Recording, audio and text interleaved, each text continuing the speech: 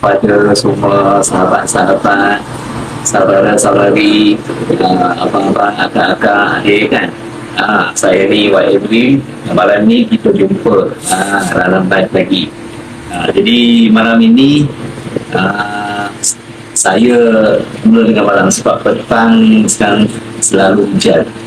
Jadi malam ni kita sembang jugalah berkenaan dengan dua jenis baja,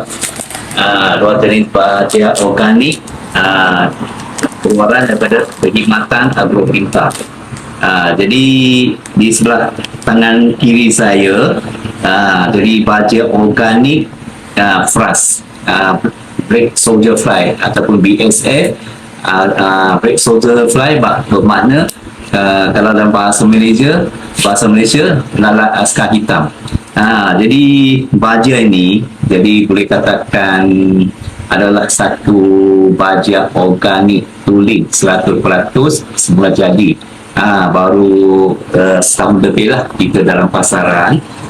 Jadi baja ini sebenar dia daripada kita proses melalui teknologi moden, dan dia juga merupakan satu baja inovasi baru.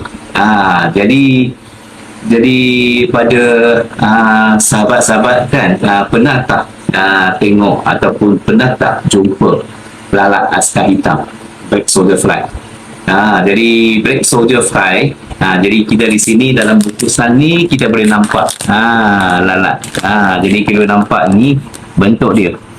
Dia saiz lebih besar 2 kali ganda pada lalat biasalah yang kita jumpa hari-hari.